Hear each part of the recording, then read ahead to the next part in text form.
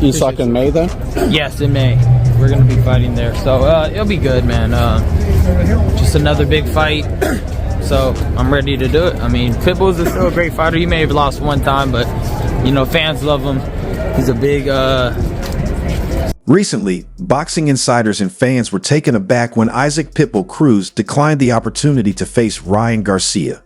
Many saw this as a chance to solidify his position in the sports world and to launch his career. Ileliton earns a substantial salary. Cierro, como lo he dicho, yo aquí estoy para pelearle ahora en 140 y demostrarle que estamos igual de fuertes o más fuertes que en 135 y también callarle la boca. For Isaac Cruz, the timing simply wasn't right. His decision to pass on a high-profile fight with Ryan Garcia came down to one simple belief: bad luck. Cruz's advisor, Shan Gibbons, explained that the fighter didn't want to commit to another bout while preparing for his critical matchup against Angel Fierro on February 1st. To Cruz, splitting his focus between two fights could spell disaster, and he wasn't willing to risk it all for short-term gains. The story gained traction just hours after Turki Al-Alik, the influential boxing financier, announced that Garcia would instead face Rolando Romero. According to Gibbons, Cruz, with a record of 26-2-1-18 KOs, had already zeroed in on the Fierro fight, believing it demanded his complete attention. Gibbons characterized Cruz's mindset as cautious yet strategic, pointing to boxing history for validation. He referenced fighters like Jaime Munguia, who overlooked a supposedly easy opponent and suffered a devastating knockout that derailed his trajectory toward bigger fights, with Edgar Berlanga and Caleb Plant. For Cruz, the lesson was clear: focus on the task at hand or risk losing everything. His decision wasn't merely about superstition, but a deep respect for the sport and its inherent dangers. Fierro, with a record of 23-2-1-18 KOs, is far from a pushover. Known for his rugged style and heavy hands, he's the type of fighter who can shatter plans if underestimated. Gibbons stressed that dismissing Fierro as just another stepping stone would not only be disrespectful, but also reckless. You turn the other guy into a tune-up, and that's when you get beat, Gibbons warned, emphasizing why Cruz is treating Fierro as a serious challenge rather than a warm-up for bigger fights. Still, the decision to walk away from a potential fight with Ryan Garcia has sparked endless debate. After all, a matchup between Cruz and Garcia promised fireworks. Cruz, nicknamed Pitbull, is a relentless pressure fighter with knockout power, while Garcia is a flashy counterpuncher who thrives under the brightest lights. Their contrasting styles alone would have made for a thrilling spectacle. Add in their personalities, Cruz's no-nonsense demeanor versus Garcia's social media swagger, and the fight had all the ingredients to become a modern classic. For his part, Garcia isn't dwelling on Cruz's withdrawal. Instead, he's moving forward with a new opponent, Rolando "Raleigh" Romero.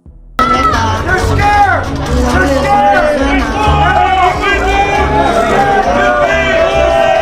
There they are, ladies and gentlemen, premier boxing champ. Known for his unique fighting style and brash personality, brings his own flair to the ring.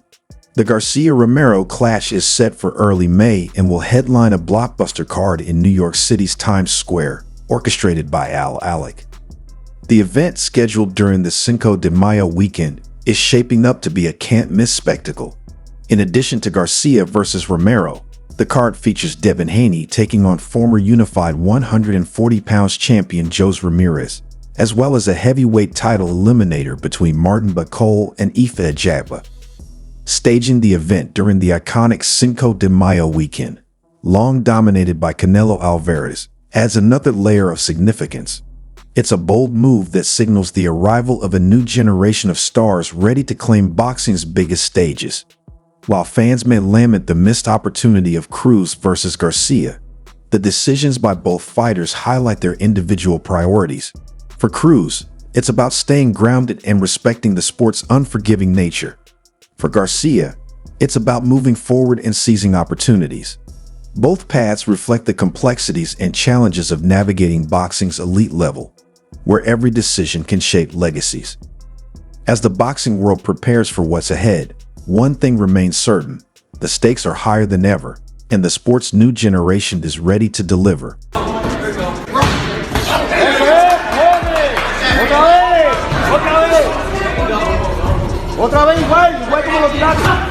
For Garcia, the bout with Romero represents a pivotal point in his career, not simply another step. Garcia has been trying to establish himself after his contentious 2024 no-contest loss to Devin Haney. He's excited to show the world why he's one of the most talked about figures in sports, as his ban, which kept him out of action for several months, comes to an end just in time for this fight. However, following his at the 8th TKO, Romero has not been willing to take on the position of the underdog. In an effort to restore his reputation, Romero has been training non-stop at his Las Vegas gym. Historical perspective on Manuel Hazen. His decision in September was a positive move, and he is now prepared to face Garcia. That's gonna fucking get me what I want, that gonna make me into a bigger star, is me versus Ryan. But I think that's premature. Me and Ryan will fight at welterweight. You and Ryan Garcia at welterweight? Yeah, down the line, you'll see. It's gonna be one of the biggest fights in the history of boxing, if not the biggest fight in the history of boxing, and you'll see. You think he's got more skills right now than Devin Haney? As Ryan Garcia and Rolando Romero prepare for their much-anticipated showdown, Isaac Cruz's camp remains focused on the task at hand, the February 1st fight against Angel Fierro. Cruz's advisor, Shan Gibbons, emphasized that the decision to pass on the Garcia fight was entirely Cruz's own, not influenced by his promoter, Premier Boxing Champions.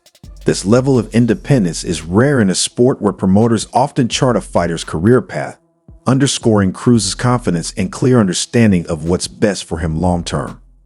Cruz's decision also highlights the strategic mental aspect of boxing. It's a sport where looking too far ahead can be costly.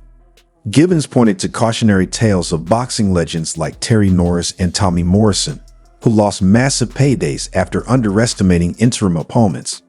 Cruz has taken these lessons to heart, recognizing that the Fierro fight is a significant hurdle he must overcome before contemplating bigger opportunities. Fierro, a rugged and dangerous opponent, demands full attention, and Cruz isn't taking any chances. Even with this careful planning, the possibility of a future fight between Cruz and Garcia remains alive. Gibbons hinted that if Cruz successfully handles Fierro, talks about a Garcia showdown could resume. Cruz himself has expressed confidence in his ability to beat Garcia, boldly stating that he would knock Ryan Garcia dead. It's the kind of declaration that keeps fans intrigued, even as the fight remains on hold. Adding to the allure of a potential Cruz-Garcia clash is the rivalry between their camps, tied to two of boxing's most iconic figures.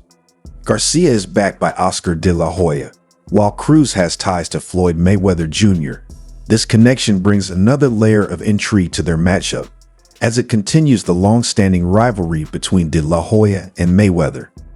Their protégés carrying this competitive legacy forward would add an extra dimension to the fight, elevating its stakes and appeal. For now, both fighters are pursuing paths aligned with their respective goals. Cruz is staying true to his philosophy of taking one fight at a time, while Garcia is seizing the opportunity to headline a major event against Romero. Though fans may feel disappointed that the Cruz-Garcia showdown isn't happening yet, the stage is being set for an even bigger clash in the future. Meanwhile, Garcia's journey to his interim fight against Romero has been anything but smooth. Following his controversial no decision against Devin Haney in April 2024, Garcia's career took a challenging turn. His positive test for the banned substance Ostarine cast a shadow over what should have been a career-defining moment. Instead of celebrating a victory over Haney, Garcia faced a one-year suspension from the New York State Athletic Commission, sidelining him during a pivotal period. Despite this setback, Garcia has been on a mission to rebuild his reputation. His matchup against Romero, set for early May, represents a crucial step in re-establishing his standing in the sport. Romero, a confident and flashy fighter, promises to bring his own unique style to the ring, creating an exciting and unpredictable showdown. The Garcia-Romero fight will headline a blockbuster event in New York City's Times Square, orchestrated by Turki Al-Alik, and scheduled for the iconic Cinco de Mayo weekend. The card also features marquee matchups, including Devin Haney versus former unified 140 pounds champion Jose Ramirez and a heavyweight title eliminator between Martin Buchholz and Ifet Ajagba. The timing of the event, traditionally associated with Canelo Alvarez, signals the arrival of a new generation of boxing stars ready to take center stage. For Cruz and Garcia, their respective fights against Fierro and Romero are critical stepping stones that could shape the future of their careers. Both matchups carry high stakes and promise to deliver compelling action. As the boxing world watches these bouts unfold, anticipation for a potential Cruz-Garcia clash will only continue to grow, ensuring that this story is far from over. Man win. That's all I can say. May the best man win. Whoever wins deserves it. Fought Tank last. Is there anything in particular that Ryan has to look forward to with his skill set versus Tank on fight night? Tank tricky, Ryan tricky. They're both fast as Ryan Garcia's attempt to make a comeback in late 2024 through an exhibition bout in Japan was derailed by a wrist injury, further delaying his return to the ring. Now, with his suspension ending on April 20, 2025, Garcia's clash with Rolando Romero marks his official return to competitive boxing. This fight is more than just a tune-up, it's a statement. Garcia aims to remind fans and critics why he remains one of the sport's most talked about fighters. Garcia, a former junior welterweight title holder, has experienced a roller coaster career that includes a high-profile knockout loss to Gervonta Davis in 2022 and subsequent efforts to rebuild his reputation. Romero, on the other hand, is coming off a unanimous decision victory over Manuel Gesta, showcasing his determination to stay relevant in a stacked division. For Garcia, Romero represents a dangerous challenge that cannot be underestimated, especially if Garcia hopes to set up a future rematch with Devin Haney. While Garcia has dealt with controversy and injuries, Haney has been focused on solidifying his legacy. Boasting a perfect 31-0 record, Haney's journey hasn't been without complications. After his controversial no decision against Garcia, Haney was named the WBC champion in recess, allowing him to challenge for the title upon his return. For now, he is preparing for an interim bout against Jose Ramirez, a former unified junior welterweight title holder. Though Ramirez's career has seen ups and downs, including a loss to Josh Taylor in their 2021 undisputed title clash, he has proven resilient. Ramirez rebounded with 3 consecutive wins before falling to Arnold Barbosa in November. Known for his aggressive style and experience, Ramirez poses a credible threat to Haney, who must stay sharp to avoid any missteps. Both Garcia and Haney face crucial tests in their upcoming fights, which could shape their futures and the trajectory of the lightweight division. As these bouts approach, fans eagerly await the outcomes, knowing the stakes couldn't be higher for either fighter.